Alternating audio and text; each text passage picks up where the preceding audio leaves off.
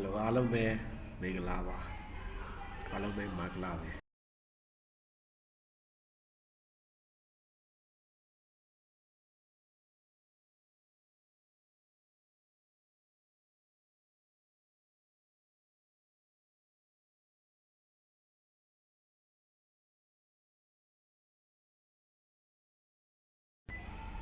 Copy, the arrow, the chat to take a little, the Piama Chede, or the arrow, for surprise you are up Chede, no? It's him, background patrol or good take that table, no? Table general event, what they green flag or daylight, no? When the green flag or daylight, Balo Males or general. တေချာတွက်တာဖြစ်တဲ့အတွက်ကျွန်တော်တို့ကဏ္ဍတစ်ခုယူရပါเนาะကဏ္ဍတစ်ခုယူရမယ်ဆိုတော့ကဏ္ဍတစ်ခုဆိုတာဘာကဏ္ဍပြလဲမသိဘူးသူ့ဘာလို့ random ချပေးမယ်ကဏ္ဍတစ်ခုကိုပေါင်းတာအောင်အရင်လုပ်ပြအောင်เนาะ random ချပေးတဲ့ကဏ္ဍတစ်ခုပေါင်းမယ်အဲ့တော့ဆိုလိုတာက h နဲ့ y နဲ့ပေါင်းမယ် h က1နဲ့10ကြိုက်တာဖြစ်ချင်းဖြစ်မယ် y ကလည်း1နဲ့10ကြိုက်တာဖြစ်ချင်းဖြစ်မယ်အဲ့ကလေးတွေအမြင်တူပေါင်းနိုင်လေเนาะဒီလိုလေးလုပ်လို့ရတယ်နော်အဲ့တော့ကျွန်တော်တို့ကတည်ကြတယ် h ရယ် y ရယ်တစ်ခုလိုအပ်နေပြီနော်တစ်ခုလိုအပ်နေဆိုတော့ variable အနေနဲ့ကျွန်တော်တို့ခေါ်ရမယ်နော် variable ဆို make variable ဆိုရင်ကျွန်တော်ခေါ်လိုက်တယ်အဲ့တော့ make variable ကို first name လို့ကျွန်တော်ရေးလိုက်မယ် first first နော် name 1လို့ရေးလိုက်မယ်နော် name 1အဲ့တော့ name 1ကိုကျွန်တော်ရေးလိုက်တယ်အဲ့လိုပဲကျွန်တော်နောက်ထပ် variable တစ်ခုတိစောက်တယ် name 2လို့တိစောက်လိုက်တယ်အဲ့တော့ name 1နဲ့ name 2နဲ့ရှိတယ်ပေါ့နော် name 1နဲ့ name 2နဲ့ရှိနေပြီးတော့ကျွန်တော်ဘာလုပ်မှာလဲဆို what the green flag ကိုနှိပ်လိုက်ပြီဆိုရင် name 1နဲ့ name 2 variable တစ်ခုကိုတွားပြီးတော့ထည့်မယ်ပေါ့အဲ့တော့ဒါဆိုရင် hy ဆိုတဲ့သဘော name 1ဆိုတာ h1 h ပေါ့နော် h ထဲကိုတစ်ခုထည့်မယ် first number တွေကိုတစ်ခုထည့်မယ် second number တစ်ခုထည့်မယ်ဆိုတော့ green flag ကိုနှိပ်လိုက်တာနဲ့ number 1တွေကိုကျွန်တော်0ထည့်မယ်ဆိုတဲ့အဓိပ္ပာယ်နော် set number 1 to 0 number 1ကို0သတ်မှတ်မယ်အဲ့တော့0သတ်မှတ်တော့တွက်လို့မရဘူးအဲ့တော့ကျွန်တော်ဗာသတ်မှတ်မလဲဆိုတော့ random သတ်မှတ်မယ်နော် set random အဲ့တော့ random ဘယ်မှာရှိလဲဆိုတော့ကျွန်တော်တို့ကoperator တွေမှာရှိ pick one random အဲ့ဒါတော့ကိုပေါင်းကြည့်တဲ့အထိပေါ့နော်ကလေးတွေကို10ကဏ္ဍပဲပေါင်းစီကြည့်နော်10ကဏ္ဍ random ယူလိုက်တာနော် pick random ဘယ်ထဲမှာလဲဆို operator တွေမှာယူလိုက်တယ်ပေါ့အဲ့တော့ဒီမှာကျွန်တော် collection တွေပြန်မယ်ဒီမှာကဏ္ဍတွေရှိတယ်ဒါဆိုရင်8နဲ့10နဲ့သူထားလိုက်ပြီအဲ့တော့ number 1နဲ့ number 2ကိုပေါင်းခိုင်းကြည့်လို့ရတယ်ခါလီတော့တူတာရှိပဲခါလီမတူတာရှိပဲဆိုတော့ဒီအနေထားလေးကိုကျွန်တော်ယူလိုက်နော်ယူလိုက်ပြီဆိုတော့ the green flag ကိုနှိပ်လိုက်ပြီဆိုရင်ကျွန်တော်ဘာလုပ်မှာလဲဆိုတော့မေးမယ်နော်မေးမယ်ဆိုတဲ့ဟာကိုယူမယ်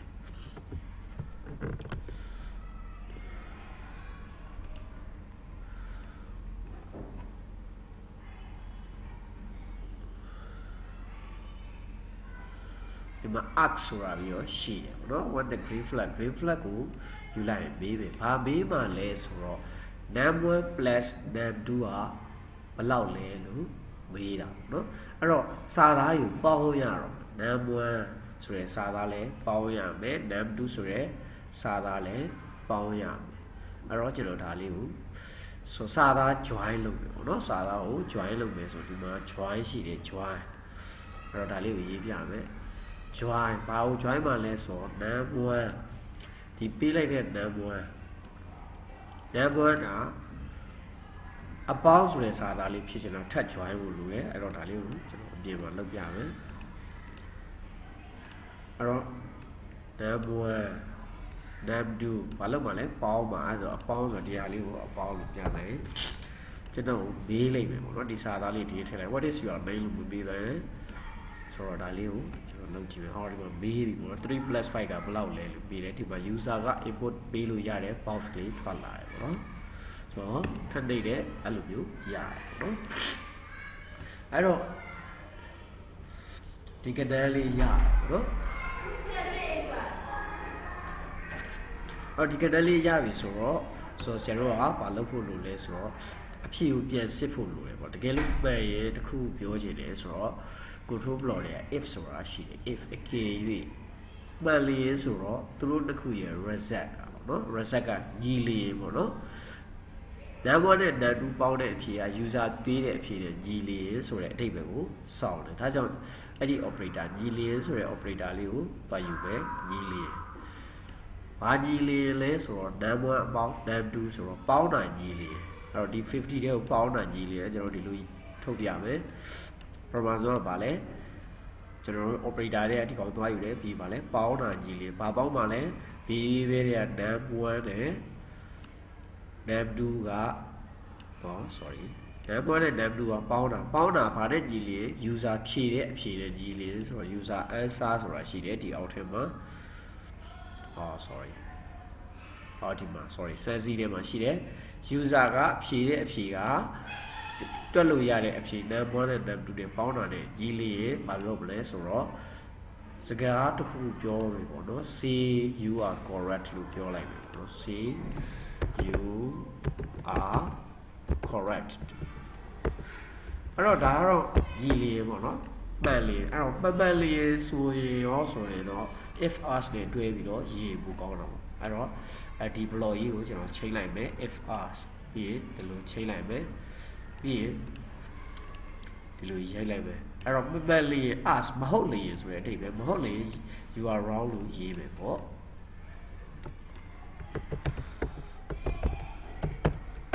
ဟုတ်ပြီနော်မဟုတ်လေ you are wrong ဆိုပြီးတော့အဲ့တော့ကျွန်တော်ဒါလေးကို run ပြသိလိုက်တယ်သူပေးတယ်3 + 6ကလေးကဥပမာ8လို့ဖြေလိုက်တယ်ကလေးက8လို့ဖြေပြီးတော့ enter ခောက်လိုက်တယ်အဲ့ကြပါလေ you are wrong ဆိုတော့အဖြေကိုထုတ်ပေးတယ်နောက်တစ်ခါထပ်ဆော့ချင်တယ်နှိပ်တယ်1 + 5 6လို့ကလေးကဖြေလိုက်တယ် you are correct ဆိုတဲ့ဟာလေးကိုရတယ်အဲ့တော့ဒါကတော့ addition ဖြစ်တဲ့အတွက်ဒီအလုပ်ကိုလုပ်တာ addition ဆိုရင်ဒီအလုပ်ကိုလုပ်မယ်ဆိုပြီးတော့ရေးလိုက်တာဟုတ်ပြီဆရာရဲ့ကျွန်တော်တို့က addition ကိုပေါင်းတော့နှုတ်တာအောင်လုပ်ချင်တယ်ဆိုရင်ဒါကတော့ operator ပေါင်းမလားနှုတ်မလား operation ပေါ့နော် test လို့ရေးလိုက်လို့လည်းရတယ်အဲ့တော့ကျွန်တော် variable တောက်တစ်ခုထပ်ပြီးတော့တိဆောက် make variable ဥပမာ operation လို့ဆရာရေးလိုက်ပေါ့နော် operation လို့ရေးလိုက်အဲ့တော့ operation ကပေါင်းမလားနှုတ်မလားညောက်မလားစားမလားဆိုတော့ဒီလိုမျိုး၄မျိုးဖြစ်နိုင်တယ်ဆိုရင်ကျွန်တော်တို့က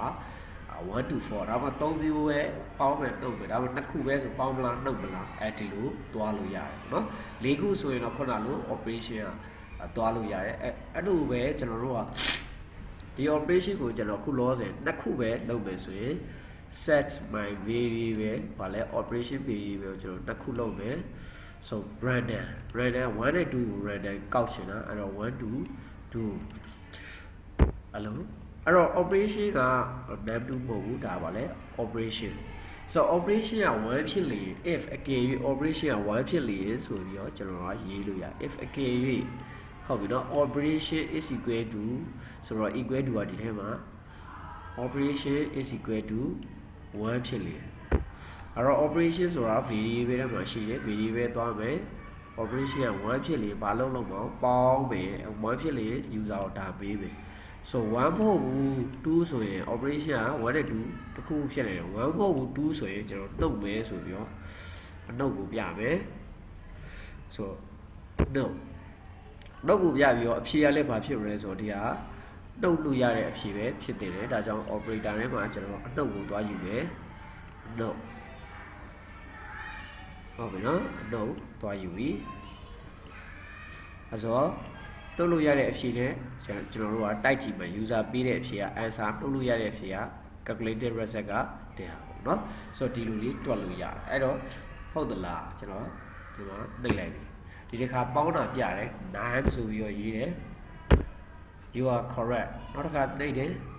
အနှုတ်ဖြစ်သွားပြီဒီတစ်ခါ तू 1နဲ့2ကိုကြိုက်တယ်လို့ချိန်နေမှာအဲ့တော့5လို့ဖြစ်မယ်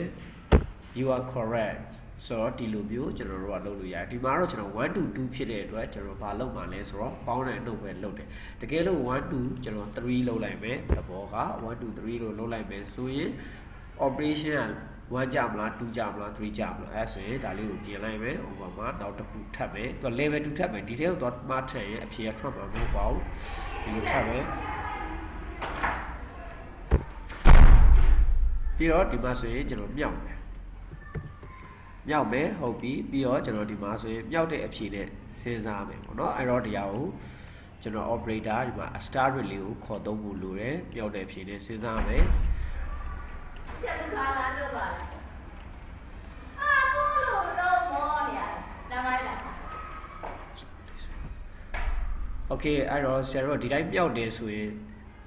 ကျွန်တော်တို့ကဒါဆိုရင်1 2 3 2 operator လုပ်မယ်ဆိုရင်ပေါင်းလို့မြောက်စားလေးရမယ်လို့ရပါလိမ့်မယ်ဒါကြောင့်မလို့ကိုယ်တိုင်လုပ်ကြည့်ပါဒီနေ့တော့ဒီလောက်ပါပဲ Okay thank you ပါ